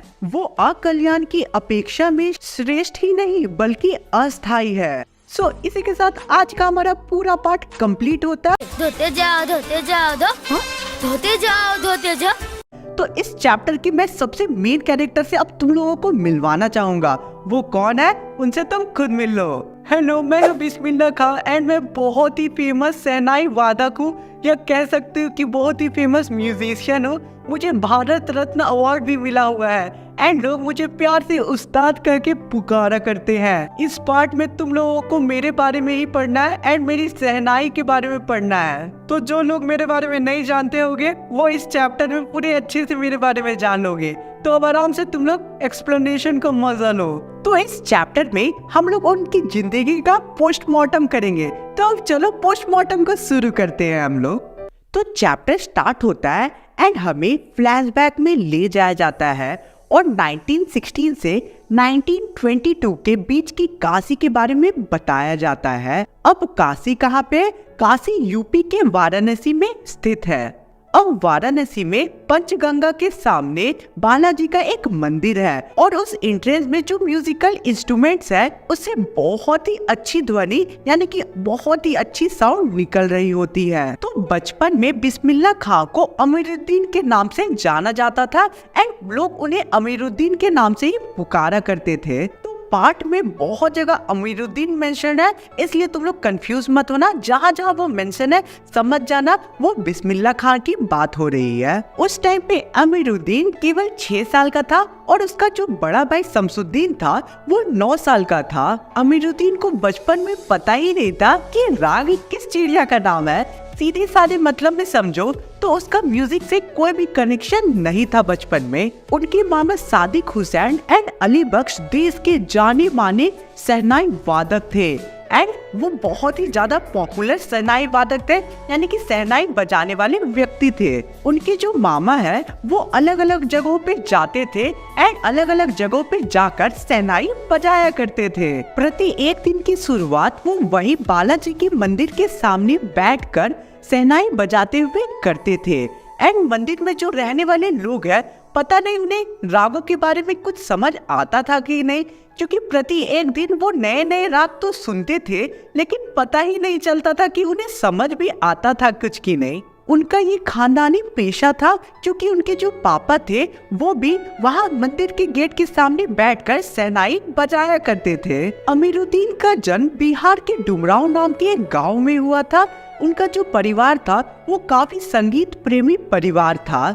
5-6 साल तक डुमराव में रहने के बाद वो लोग अपने नानी घर काशी में चले जाते हैं। डुमराव का इतिहास में कभी कोई जगह बनती हुई दिखता ही नहीं है, लेकिन ये जरूर लगता है कि डुमराव और शहनाई का एक दूसरे से कोई ना कोई कनेक्शन जरूर है, क्योंकि जो रीड इस्तेमाल होती है शहनाई बजाने में वो केवल डुमराव में ही मिला करता था। अब राइटर बोलते हैं कि अमीरुद्दीन के परदादा जिनका नाम सलार हुसैन खान था वो डुमराव के ही रहने वाले थे। अमीरुद्दीन यानी कि बिस्मिल्लाह खां के पिता का नाम पैगंबर नाथ था और माता का नाम मित्तल था और जो हमारे बिस्मिल्लाह खां थे वो उनके सबसे छोटे बेटे थे। अब अमीरुद्दीन भी 14 साल का हो जाता है। उसके बाद वो बालाजी के मंदिर डेली जाया करता था एंड वहाँ नौबत खाने में बैठ के यानी कि मंदिर के गेट के सामने बैठ के रियाज किया करता था।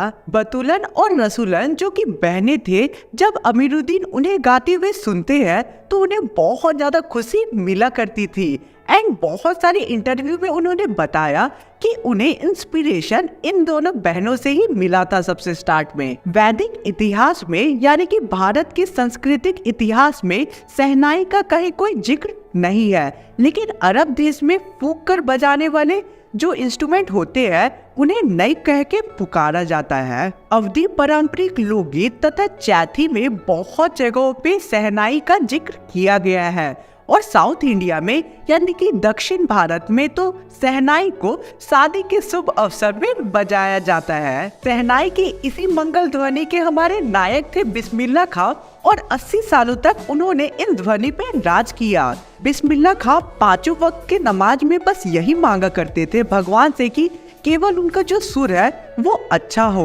एंड उन्हें भगवान पे पूरा यकीन था कि वो उनकी इच्छा जरूर पूरी करेंगे। बिस्मिल्लाह खां और शहनाई के साथ एक मुस्लिम फेस्टिवल मुहर्रम का नाम जुड़ा हुआ है।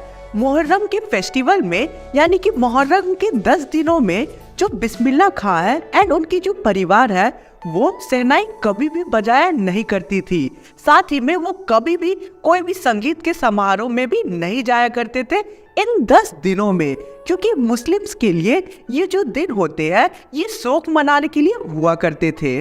मुहर्रम का 8वीं तारीख उनके लिए बहुत ज्यादा खास तारीख है, क्योंकि इस दिन वो 8 किलोमीटर पैदल रोते हुए चला करते थे और नौवा बजाते हुए वो जाया करते थे एंड इस दिन वो कोई भी राग नहीं गाते थे। बिस्मिल्लाह खां अपने पुराने जवानी वाले दिनों को याद करते हैं। अपने दिनों में वो अपने अब्बा जान और उस्ताद को नहीं याद किया करते थे, बल्कि अपनी जवानी की कचौरियों को याद किया करते थे एंड उसके साथ साथ वो गीताबाई एंड सुलोचना को याद किया करते थे। गीताबाई और सुलोचना उस टाइम की हीरोइंस थी एंड उन्हें याद किया करते थे वो एंड अपने पुराने जमाने के दिनों को याद करके उनके मुंह में एक मुस्कुराहट आ जाया करती थी एंड उनका जो गाल है वो चमकने लगता था। अब यार तुम लोग अपने फेवरेट हीरो हीरोइंस को मत याद करने लगना, समझ रहे हो ना।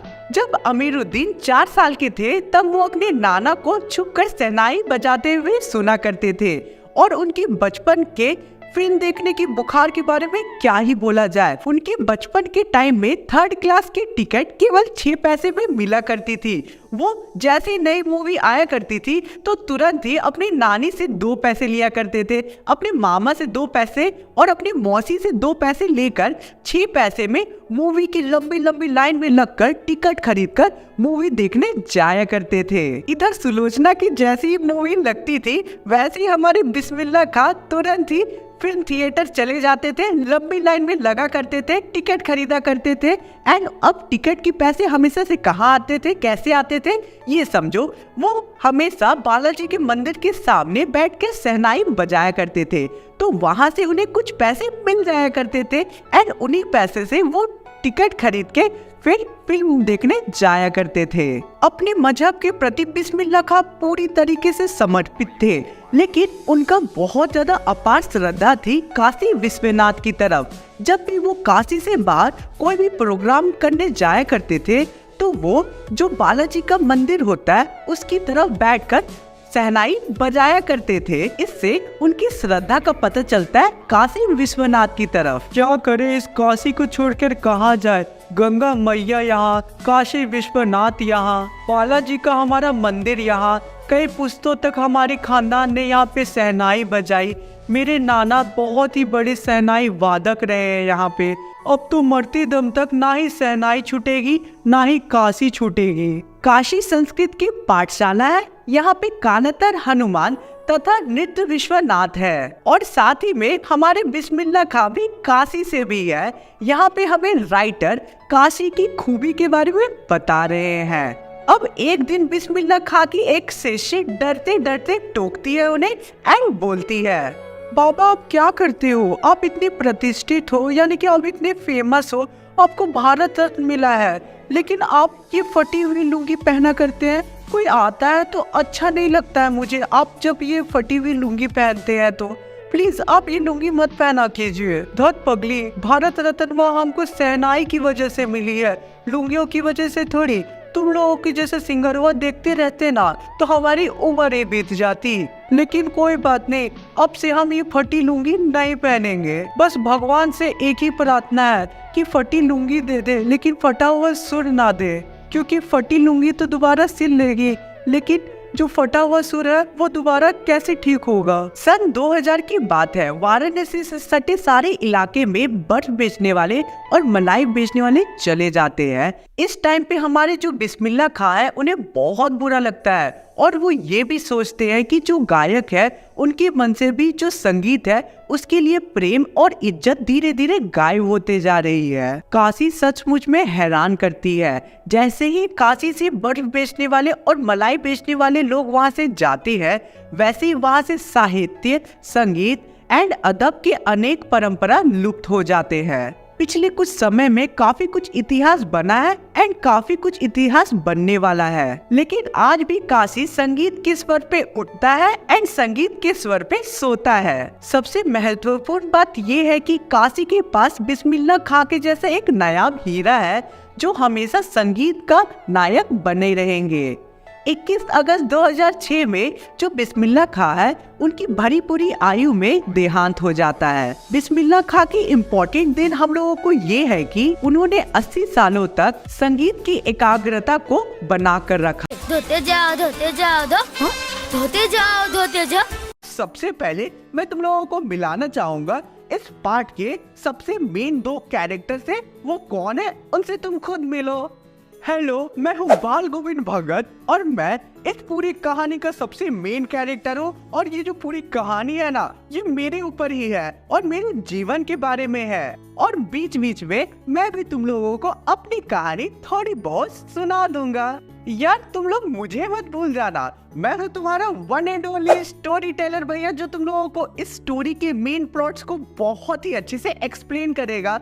तो अब चलो बिना कोई टाइम वेस्ट किए इस स्टोरी के लाइन बाय लाइन एक्सप्लेनेशन को हम लोग शुरू करते हैं। बाल गोविंद भगत मीडियम हाइट के गोरे चिट्टे व्यक्ति थे और उनकी उम्र 60 साल से ज्यादा की थी। लंबी दाढ़ी या लंबी बाल वो कभी नहीं रखते थे, लेकिन उनका जो पूरा चेहरा होता था वो सफेद बालों से चमकता रहता था। मैं कभी भी ज्यादा कपड़े नहीं पहना करता था, केवल एक लंगोट पहना करता था और सिर में छोटी सी टोपी रखा करता था।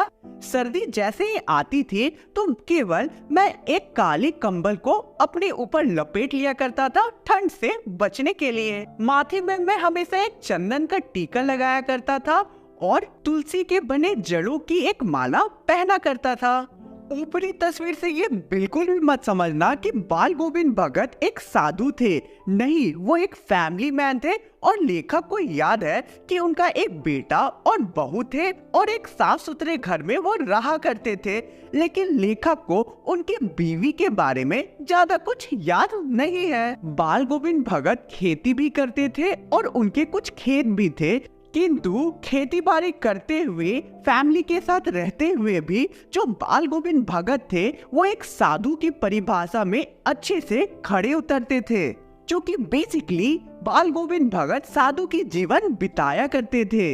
मैं कबीर को साहब माना करता था, यानी कि उनका स्थान मेरे जीवन में बहुत ऊपर था। मैं उनके आदर्शों पे ही चला करता था और उनके लिखे गीत ही गाया करता था और एक खड़ा व्यवहार रखा करता था, यानी कि मैं सभी से बहुत अच्छी तरीके से बात करता था।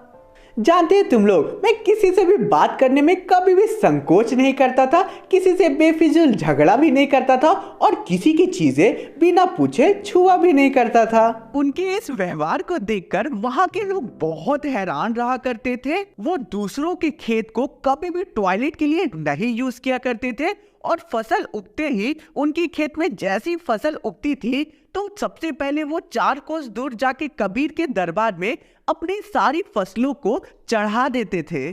चढ़ाने के बाद जितने भी फसल उन्हें एज अ प्रसाद मिला करता था वो उसी में अपना गुजारा किया करते थे। सपोज उनकी खेत से 5-6 बोरी की फसल उगी है, धान उगा है, तो वो सारे फसल को जाकर दे देते थे कबीर जी के दरबार में। उसके बाद वहां से उन्हें प्रसादी के रूप में 2 से 3 बोरे मिल जाते थे, उसी से वो अपना गुजारा किया करते थे। इन सब के अलावा जो लेखक होते हैं वो बाल गोविंद भगत के मधुर गीत पे बहुत ही ज्यादा मुग्ध थे, यानी कि बहुत ही ज्यादा पसंद था उनको और पूरे गांव को उनका संगीत बहुत ज्यादा पसंद था, जो उन्हें डेली सुनने को मिलता था। अब हमें आगे के पार्ट में एक वातावरण के बारे में बताया जाएगा और हमें जून जुलाई का महीना के बारे में बताया जाएगा। जून जुलाई का महीना चल रहा था, ठीक है, हल्की हल्की बारिश हो रही थी और सभी गांव खेती में लग गए थे, क्योंकि ऑब्वियसली जून जुलाई के टाइम पे सभी कोई धान रोपने में लग जाते हैं। तो उसी के अकॉर्डिंग सभी गांव वाले अपने अपने खेत पे उतर गए थे और खेती कर रहे थे। कहीं हल चल रहा था, कहीं कोई धान रोप रहा था, तो बच्चे कीचड़ में खेल रहे थे। पूरे आसमान बादलों से घिरा था, ठंडी हवा चल रही थी। अब सभी अचानक एक मधुर गीत सुनते हैं और तुम लोग भी समझ गए होगी कि ये गीत की आवाज कहाँ से आ रही थी। जो बाल गोविंद भगत थे वो ये सुरीला गीत गा रहे थे, वो भी अपने खेत में काम करते हुए। उनका पूरा शरीर मिट्टी से सना हुआ था। वो लगातार धान को रोपे जा रहे थे अपने खेत में और गाए भी जा रहे थे, और उनके गाने को सुनकर जो लोग थे आसपास वो अपने काम को और जल्दी और अच्छे से करते जा रहे थे। यानी बेसिकली उनके संगीत में जादू थी। रोपनी करने वाले की जो हाथ थी वो और अच्छे से चलने लगती है और वो और अच्छे से काम करने लगते हैं, और सभी बोलने लगते हैं कि ये बाल गोविंद भगत की गीत थी या फिर जादू। आगे के पार्ट में हमें अगस्त सितंबर का महीना के बारे में बताया जा रहा है, यानी कि भादों के महीने के बारे में बताया जा रहा है। और जो भादों का महीना था उसमें पूरा आसमान काले बादलों से घिरा था। बादल गरज रहे थे जोर जोर से, मेंढक भी अपनी आवाज को निकाल रहे थे, लेकिन इतने आवाजों के बीच भी बाल गोविंद भगत की जो गीत थी उसे कोई भी नहीं रोक सकता था। उनके म्यूजिकल इंस्ट्रूमेंट गिजड़ी जोर जोर से बज रही थी और वो गा रहे थे, गोदी में पीवा चमक उठे सखिया चिहुक उठे ना। उस भरी बादलों वाली रात में ऐसा गाना किसे नहीं चौंकाएगा। सब सोए रहते थे और बाल गोविंद भगत की गीत अचानक से सभी को उठा दिया करती थी। कार्तिक के महीने में मैं सुबह सुबह डेली प्रभातियां निकाला करता था, यानी कि सुबह सुबह मैं अपने घर से जब सूरज भी नहीं उगता था उसी टाइम घर से निकलकर गाना गाने लगता था और नदी की तरफ चल पड़ता था।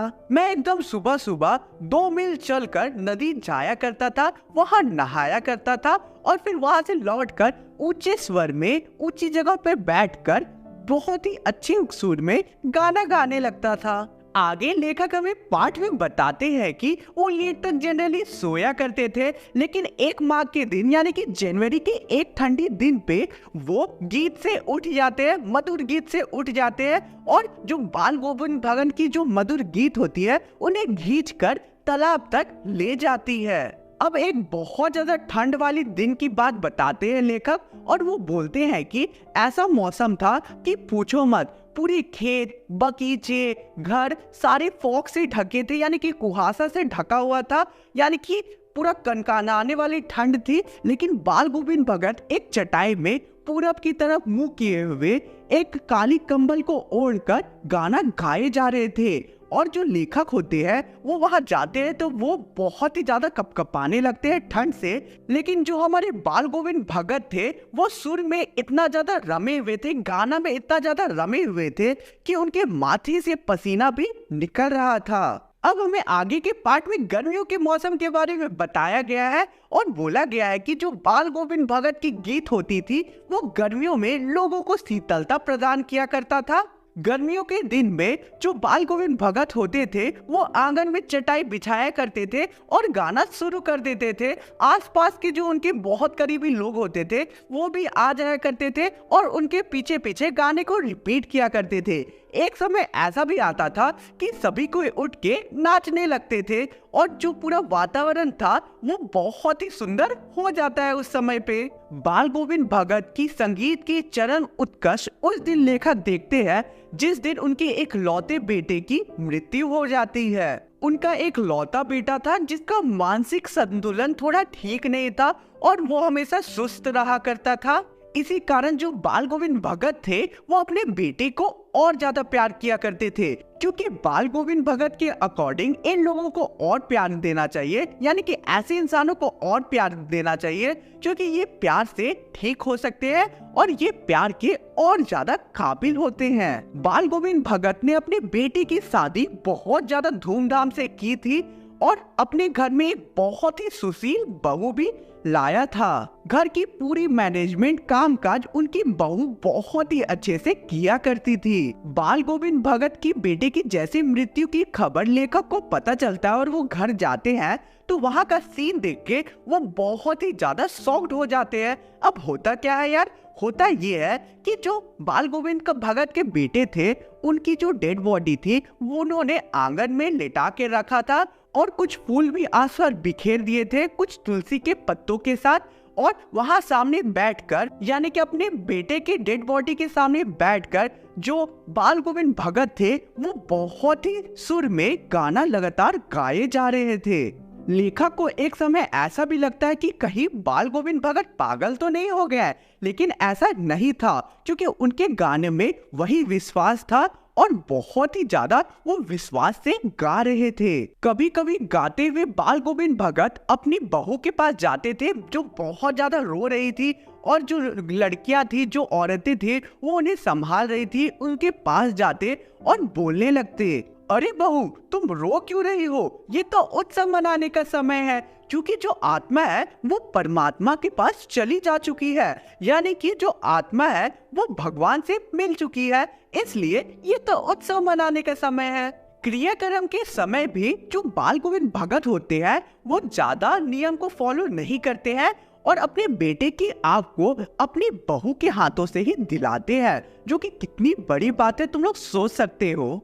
आगे कुछ ही दिन बाद जो बाल गोविंद भगत होते हैं वो अपने बहू के भाई को बुलाते हैं और उसे घर से जाने के लिए कह देते हैं, यानी कि अपनी बहू को घर से जाने के लिए कह देते हैं और बोलते हैं, इसे ले जाओ यहाँ से और एक अच्छा लड़का मिलते ही तुरंत इसकी शादी कर देना। जस्ट इमेजिन गाइस कि ये जो बात बाल गोविंद भगत जी ने कही ये कितनी बड़ी बात थी, क्योंकि ये कहानी बहुत पुरानी थी और उस समय दूसरी शादी की प्रथा नहीं थी। औरत विधवा हो जाती थी तो बहुत ज्यादा उन्हें कष्ट झेलना पड़ता था, लेकिन बाल गोविंद भगत को सामाजिक नियमों की कोई भी चिंता नहीं थी और वो अपनी बहू की खुशी को देखते हैं, क्योंकि उन्हें पता था कि अभी उनकी बहू की ज्यादा एज नहीं हुई है और उसकी खुशियां भी अब छिन गई है। याद करो यार, उस टाइम पे सती प्रथा भी बहुत ज्यादा एक्टिव था, तो ये जो बात थी ये बहुत बड़ी बात थी। बाल गोविंद भगत कितने अच्छे इंसान थे ये तुम इस बात से ही पता कर सकते हो।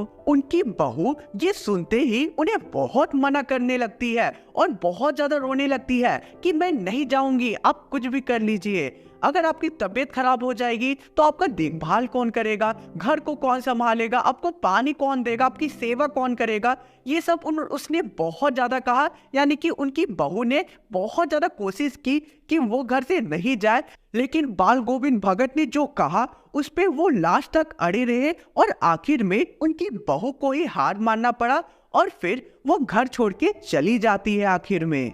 आगे के पार्ट में हमें अब बाल गोविंद भगत की मृत्यु के बारे में बताया गया है। अब होता क्या है कि हर साल बाल गोविंद भगत नाचते गाते हुए, यानी कि गाते हुए हर साल गंगा स्नान के लिए जाते थे। अब वो आने जाने के रास्ते में कभी भी खाना नहीं खाते थे, जो घर से एक बार खाना खा के निकलते थे उसके बाद वापस घर लौटते थे तभी खाना खाते थे, और उन्हें गंगा स्नान में पैदल जाने के लिए 4 से 5 दिन लग जाते थे। तो जस्ट इमेजिन कि उनका शरीर कितना कमजोर हो जाता था। तो होता भी यही है कि एक बार वो गंगा स्नान के लिए जाते हैं और लौट कर आते हैं तो उनकी तबीयत बहुत खराब हो जाती है, वो धीरे धीरे उसके बाद से बहुत कमजोर होने लगते हैं और वो बूढ़े भी हो जाते हैं। लोग उन्हें नहाने से मना करते हैं लेकिन वो किसी की बात नहीं सुनते हैं और वैसे ही अपना रूटीन टाइम टेबल को फॉलो करते हैं, सुबह उठते हैं, काम करते हैं, यानी कि जो प्रीवियसली रूटीन वो फॉलो करते थे वही रेगुलर फॉलो करते थे। ठीक है, अब एक शाम की बात है, जो लोग होते हैं वो उनकी गीत सुन रहे होते हैं और लोगों को भी ये पता चल जाता है कि उनका जो गीत था उसमें वो जान उस शाम नहीं दिख रही थी। अब नेक्स्ट सुबह होता क्या है कि लोगों को बाल गोविंद भगत की गीत की आवाज नहीं सुनाई देती है। सभी लोग जाकर देखते हैं तो वो सभी पाते हैं कि बाल गोविंद भगत की अब मृत्यु हो चुकी है। तो इसी के साथ हमारी कहानी का हो चुका है डी एंड। तुम लोगों का सब्सक्राइब करने का और लाइक करने का टाइम आ गया है। सब्सक्राइब कर देना, लाइक कर देना। चलो मिलते हैं किसी और वीडियो में। सॉरी, चलो अब तुम लोग इंपॉर्टेंट क्वेश्चन देख लो। ये जो क्वेश्चन है एग्जाम पॉइंट ऑफ व्यू से इंपॉर्टेंट हो सकते हैं। आंसर चाहिए वो टेलीग्राम ग्रुप ज्वाइन कर लेना, लिंक डिस्क्रिप्शन में गिवन है। इंस्टा पे फॉलो किया है कि नहीं कर लेना यार, तुम लोग सभी को इंस्टा चलाते हैं मुझे पता है, बस अपने लव्ड वन से बात करने के लिए तुम लोग इंस्टा चलाओगे। मुझे भी फॉलो कर लेना, तुम लोग के लिए बहुत मेहनत करता हूँ। चलो मिलते हैं किसी और वीडियो में। Thanks for watching the video.